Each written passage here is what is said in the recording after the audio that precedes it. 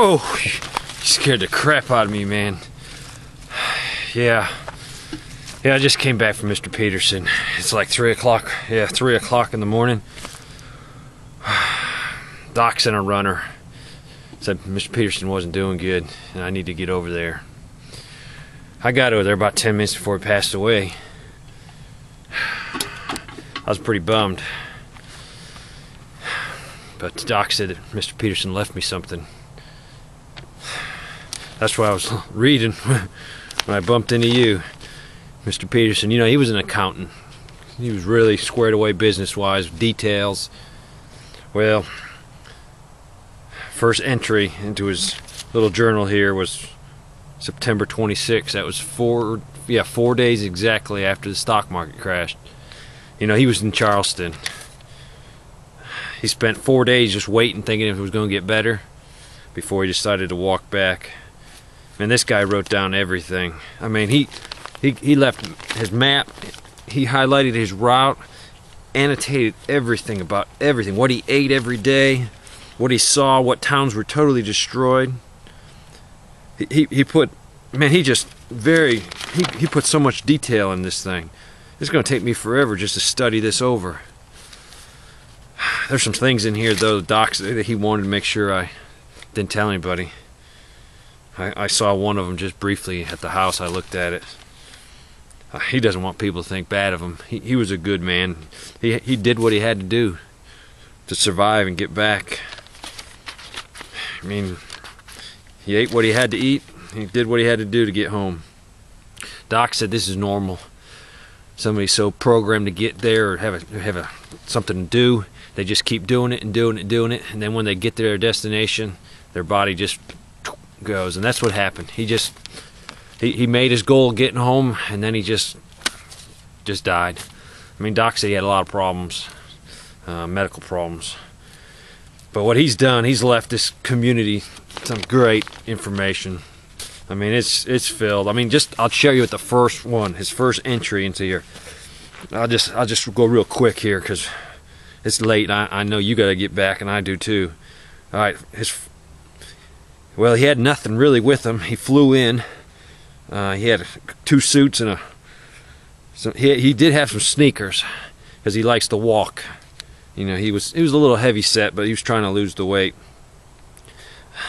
Well, when he says he decided to go, this is what he did. He stripped the room, the hotel room. Luckily, they had those continental breakfasts, and for those first few days before he left, he was getting all kinds of extras, stuffing in his briefcase so he could have some food. Looks like he also took a knife from the lady that prepares the breakfast.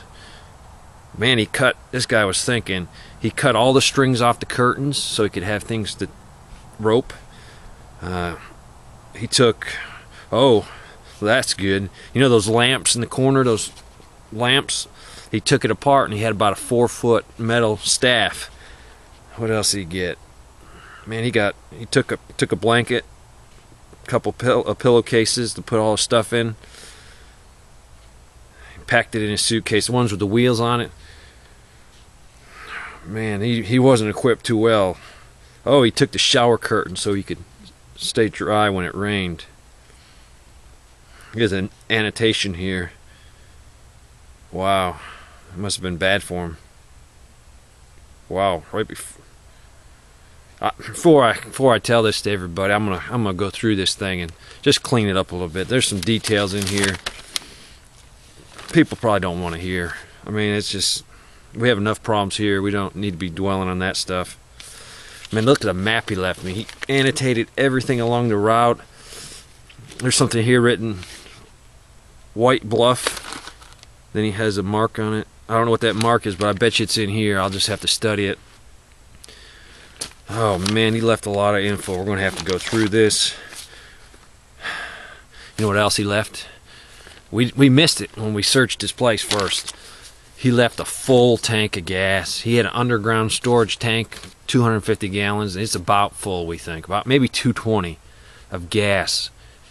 That's you know what that's going to do to the community? We're going to be able to run the tractors, run a generator when we need one, chainsaw. That's going to save a lot of time for people. That was a blessing he gave us. Man, I got to get back. It's getting late, and we're gonna have a lot to do in the morning. We're gonna have to get that fuel first thing. I sent the night patrol over there to guard it, because that much gas, we can't take a chance something happened to it. So there's 4 guys on that fuel. Really, I should put about 10 guys on that fuel. That's how much that fuel is worth. Well, you scared the crap out of me, man. I was paying attention to this and not seeing where I was going. Well, I better get back. My wife's probably wondering where I was. All right, you have a good evening too.